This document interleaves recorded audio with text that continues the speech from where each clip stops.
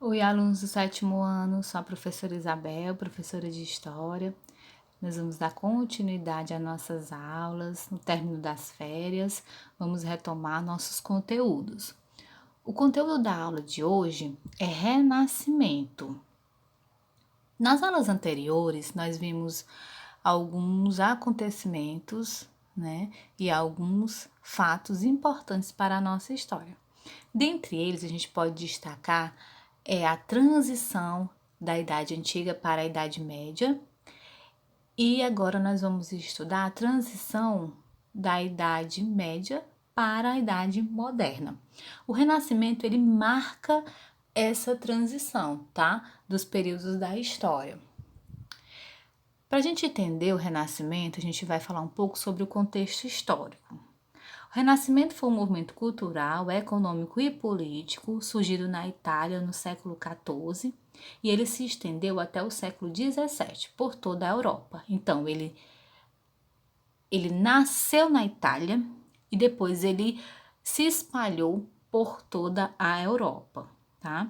Inspirado nos valores da antiguidade clássica e gerado pelas modificações econômicas, o Renascimento reformulou a vida medieval e ele deu início à Idade Moderna, que eu acabei de falar para vocês, certo? Então, qual foi a origem do Renascimento, gente? O termo Renascimento ele foi criado no século XVI para descrever o movimento artístico que surgiu um século antes, tá? Posteriormente, ele acabou designando as mudanças econômicas e políticas daquele período. Na Península Itálica, várias cidades como Veneza, Gênova, Florença, a própria Roma, dentre outras, se beneficiaram do comércio com o Oriente. Estas regiões se enriqueceram com o desenvolvimento do comércio no mar Mediterrâneo, dando origem a uma rica burguesia mercantil. Lembra daquela nova classe social que surgiu, que a gente falou também nas nossas aulas anteriores, a burguesia? Pois bem, a fim de se afirmarem socialmente, estes comerciantes patrocinavam artistas e escritores que inauguraram uma nova forma de fazer arte. A igreja e a nobreza também foram mecenas de artistas como Michelangelo, Domênico, Pietro e entre outros, tá? Gente, mas a gente viu uma palavrinha aqui desconhecida e a gente vai ver o que é essa palavra, mecenas, tá? Mecenas, gente, era o nome dado a quem patrocinava os artistas. Os artistas precisavam criar, precisavam de tempo para fazer suas artes, se fosse uma pintura, uma escultura ou um escrito, então eles precisavam de tempo. Então, como eles não tinham tempo para trabalhar, eles ficavam o dia, né, todo, né, meses para fazer uma arte. Então, eles precisavam sim desse patrocínio. Então, a burguesia patrocinava, a própria igreja, a própria nobreza era mecena desses artistas. Então, a cultura renascentista, tá? Nós vamos destacar 5 características, tá, marcantes da cultura renascentista. Primeira delas, o racionalismo. Gente, ó, usar a razão era o único caminho para se chegar ao conhecimento e que tudo podia ser explicado pela razão e pela ciência. Era uma característica do Renascimento. Segunda, o cientificismo, tá? O que é isso? Para eles, ó, todo conhecimento deveria ser demonstrado através de experiências científicas, né?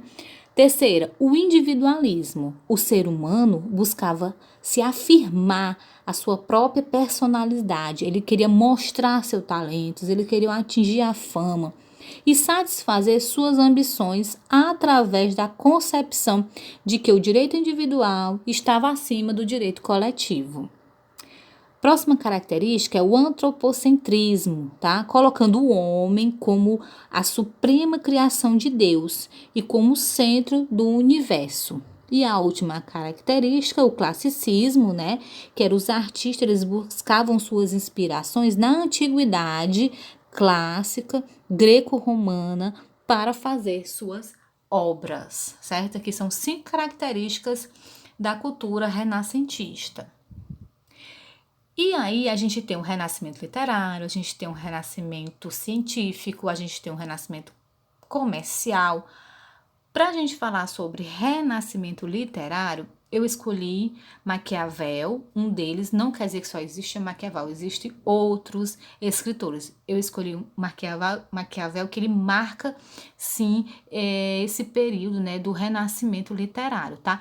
Ele foi o autor de um livro famosíssimo, que é O Príncipe, tá? Uma obra precursora da ciência política, onde o autor dá conselhos aos governadores da época, tá? Outro escritor bastante famoso também, que com certeza alguém já ouviu falar dele, é William Shakespeare, né? Ele é considerado um dos maiores dramaturgos, gente, de todos os tempos, ó. Ele abordou em sua obra os conflitos humanos nas mais diversas dimensões, pessoais, sociais, políticas. Ele escreveu tragédias e comédias, tá? E aí, uma delas, né, acho que a mais famosa de todas que a gente conhece é Romeu e Julieta, certo? E realizou outras obras, tá? Não foi só Romeu e Julieta, não. Foram várias obras.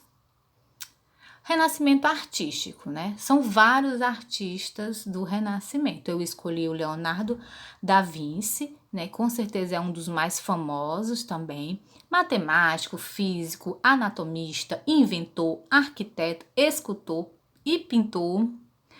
Ele foi o estereotipo do homem renascentista, que dominava várias ciências. Por isso, ele é considerado um gênio absoluto. A sua obra assim mais famosa, gente, é a Mona Lisa, né? A Última Ceia também é bastante famosa, né? Essas obras são consideradas obras-primas, tá? A Mona Lisa, ela é uma das obras mais vistas, né, do Museu do Louvre, certo? Onde ela se encontra atualmente. Então, com certeza, Leonardo da Vinci é um dos artistas mais marcantes do Renascimento. Outro também que a gente pode destacar é Michelangelo, tá? O Michelangelo, ele é italiano e a sua obra ela é marcada pelo humanismo. Além de pintor, ele foi um dos maiores escultores do Renascimento. E aí são várias obras, tá?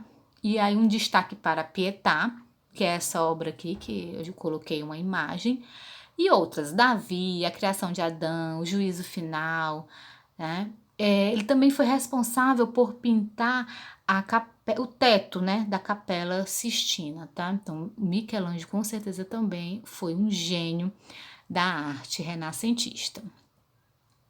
E agora vamos falar de renascimento científico. Gente, um rapaz também muito famoso, né, do renascimento científico é Nicolau Copérnico, né? Copérnico, gente, foi ele que negou a teoria do geocêntrica, né? Ele defendida pela igreja ao afirmar que a Terra não é o centro do universo, mas simplesmente um planeta que gira em torno do Sol. E aí também tem Galileu Galilei, né? Que ele descobriu os anéis de Saturno, as manchas solares, os satélites de Júpiter, né? Ele foi perseguido e ameaçado pela igreja. Galileu foi obrigado a negar publicamente suas ideias e descobertas, tá? São grandes cientistas da astronomia, né? Seus conhecimentos foram bastante relevantes para o mundo, certo? E agora vamos falar sobre renascimento comercial. Todas essas inovações, gente, só foram possíveis graças ao crescimento comercial que houve na Idade Média. Quando as colheitas eram boas, né, e sobravam alimentos, estes eram vendidos em feiras itinerantes. Lembra que a gente falou das feiras, né? Com o incremento comercial, os vendedores passaram a se fixar em determinados locais, que ficou conhecido como burgos. Assim, quem morava no burgo foi chamado de burguês.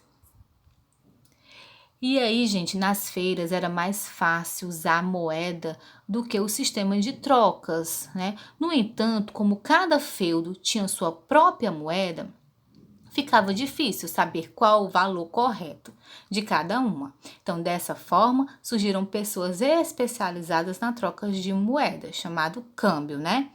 Outras em fazer empréstimos e garantir o pagamento e aí sim a origem dos bancos.